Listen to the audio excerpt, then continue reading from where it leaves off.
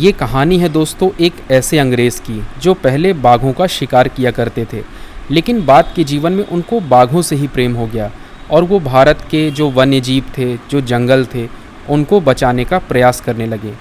दरअसल दोस्तों ये कहानी उस समय की है जब भारत में अंग्रेज़ों का शासन हुआ करता था।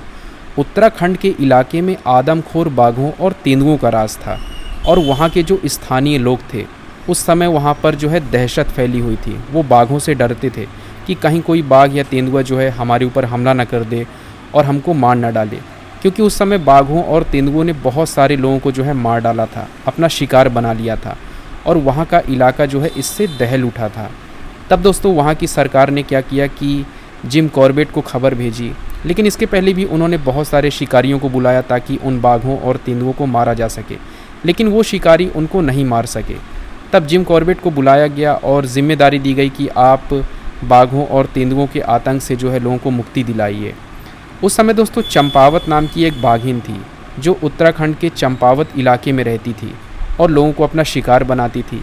ऐसा कहते हैं कि वो नेपाल से आई थी और पहले उसने बहुत सारे लोगों का शिकार किया था, लेकिन जब वो उत्तराखंड में आई तो उसने चंपावत के लोगों को अपना शिकार बनाया। वो बच्चों को उठा ले जाती थी, वो स्त्रियों को उठा ले जाती थी, गांव के जो किसान होते थे, जो ग्रामीण होते थे, उनको मार कर वो अपना शिकार बना रही थी। ऐसा कहते हैं कि चंपावत जो बाघिन थी उसने 436 इंसानों को मौत के घाट उतार दिया था। तो जिम कॉर्बेट जब वहाँ जाते हैं तो वो बहुत लंबा इंतज़ार करते हैं। वो दिन में इंतज़ार करते हैं, रात में इंतज़ार करते हैं, वो बाघिन को ताकते हैं, लेकिन बाघिन उनको नहीं मिलती है। लेकिन साल आता है सन 1907, जब वो ये देखते हैं कि बाघिन जो है गाँव से एक शिकार उठा करके जंगल ले गई है, तो वो उसका पीछा करते हैं। गांव के लोगों को भी वो साथ में ले जाते हैं। वो ये देखते हैं कि बाघिन जो है शिकार खा रही थी और उनको देखते ही बाघिन वहाँ से भाग जाती है। लेकिन जिम कॉर्बेट को ये भरोसा था कि बाघिन जो है यहाँ ज़रूर आएगी और तब मैं इसको मारूंगा। और जिम कॉर्बेट इंतज़ार करने लगते हैं और संयोग से ऐसा होता है कि बाघिन वहाँ पर आती है और जिम कॉर्बेट उसको बंदूक से मार डालते हैं। और मारने के बाद जब वो बाघिन के समीप जाते हैं तब वो ये देखते हैं कि बाघिन के दांत टूटे हुए थे।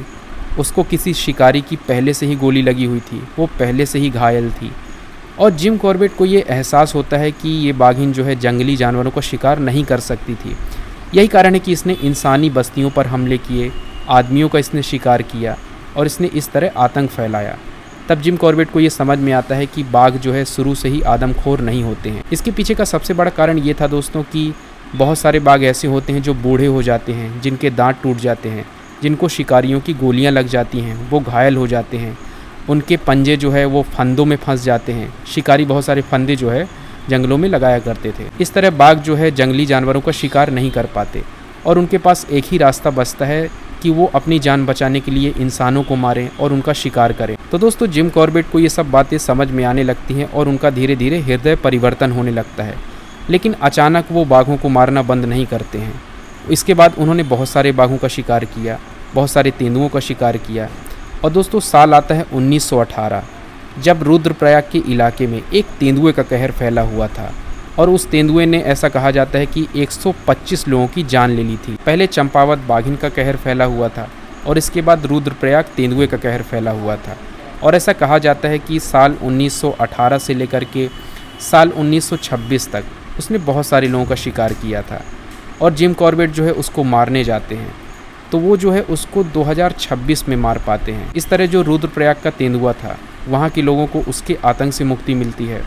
और आगे चलकर दोस्तों एक और कहानी है, जब साल 1930 में जो है वो एक ऐसे बाघ का शिकार करते हैं जो बहुत बड़े आकार का था और जिसको मारने के लिए बहुत सारे शिकारी जो है पीछे पड़े हुए थे, क्योंकि उस समय ट्रेंड चला हुआ था कि बहुत सारे शिकारी जो है बाघों को मार करके अपने घरों में जो है उनको सजाते थे, वो लोगों को दिखाते थे कि हमने इतना बड़ा शिकार किया है। दोस्तों वो बाघ कोई और नहीं था, उसका नाम था बैचलर ऑफ पावलगढ़।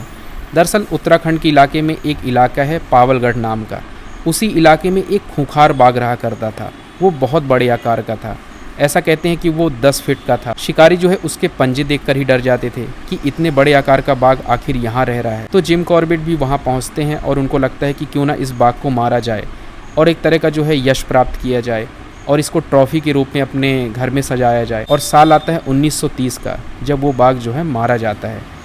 लेकिन दोस्तों उस बाघ को मारने के बाद जिम कॉर्बेट को फिर से एहसास होता है कि किसी बाघ को ट्रॉफी के नाम पर नहीं मारना चाहिए, ये जो है सरासर गलत है। और उनको ये एहसास होने लगता है कि शिकारी जो है ट्रॉफ़ी के नाम पर बाघों को मारते हैं। उनको ये भी महसूस होता है कि कहीं पूरा जंगल जो है बाघों से खाली ना हो जाए। तब उनको बाघों की और जंगलों की चिंता होती है कि शिकारियों को किस तरह जंगलों से बचाया जाए, किस तरह जंगलों को संरक्षित किया जाए। और 1934 से 1936 के बीच सरकार ये प्रयास करती है कि उस इलाके में एक नेशनल पार्क बनाया जाए ताकि जानवरों को बचाया जा सके। इस तरह जिम कॉर्बेट भी लोगों के बीच ये संदेश फैलाते हैं कि जंगलों और बाघों को बचाना बहुत ज़रूरी है, क्योंकि ये हमारे देश की धरोहर हैं और अगर इनको नहीं बचाया गया तो जंगल सुरक्षित नहीं रहेंगे। जंगल सुरक्षित नहीं रहेंगे तो इंसानों का गुजारा कैसे होगा। और 1934 से 1936 के बीच जो नेशनल पार्क उस इलाके में बन रहा था, तो उसकी सीमा तय करने में जिम कॉर्बेट योगदान देते हैं। वो ये बताते हैं कि किस तरह बाघों और जंगलों को सुरक्षित रखा जाए। वो बहुत सारे प्रयास करते हैं, अभियान चलाते हैं और उनके इन्हीं प्रयास के कारण हेली नेशनल पार्क की स्थापना होती है साल 1936 में। और जिम कॉर्बेट ने जो अपने जीवन में योगदान दिए जंगलों को बचाने के लिए, बाघों को बचाने के लिए, तो उनके इस योगदान के लिए साल 1957 में हेली नेशनल पार्क का नाम जो है जिम कॉर्बेट नेशनल पार्क कर दिया जाता है। तो दोस्तों ये कहानी थी जिम कॉर्बेट की, जिन्होंने अपने जीवन में लगभग 33 बड़े जानवरों का शिकार किया, लेकिन उनका हृदय भी बदला। उनको बाघों से प्रेम हो गया, उनको जंगलों से प्रेम हो गया और उनको ये एहसास होने लगा कि बाघ जो है एक बड़ा जीव है, वो निर्भीक जीव है, वो साहसी जीव है, उसका बड़ा हृदय होता है और वो भारत की धरोहर भी है। अगर उसको नहीं बचाया गया तो भारत के जंगल और भारत का जो वन्य जीव है वो नष्ट हो जाएगा। तो दोस्तों ये कहानी थी जिम कॉर्बेट की, जिन्होंने भारत के जंगलों और बाघों को बचाने के लिए बहुत बड़ा योगदान दिया। उनके योगदान को आज भी याद किया जाता है और भारत का जो पहला नेशनल पार्क था जिम कॉर्बेट, वो उन्हीं के नाम पर रखा गया। ये कहानी हमें ये सिखाती है दोस्तों कि कोई इंसान हो चाहे कोई जानवर हो, वो परिस्थितियों के कारण बुरा बनता है। जैसे आप बाघ को ही देखिए, वो इंसानों का शिकार जानबूझकर नहीं करते थे। जब वो घायल हो जाते थे, जब वो असहाय हो जाते थे, जब वो जानवरों का शिकार नहीं कर पाते थे, तभी मजबूरी में आकर वो इंसानी बस्तियों पर हमला करते थे। लेकिन इस बात को किसने समझा? इस बात को समझा जिम कॉर्बेट ने। बाघों की परिस्थितियों को उन्होंने समझा। तो दोस्तों इंसान हो चाहे जानवर, परिस्थितियों के कारण बहुत सारे लोग जो है मजबूर हो जाते हैं और वो गलत रास्ते पर निकल जाते हैं, लेकिन ज़रूरत होती है कि हम उनको समझें।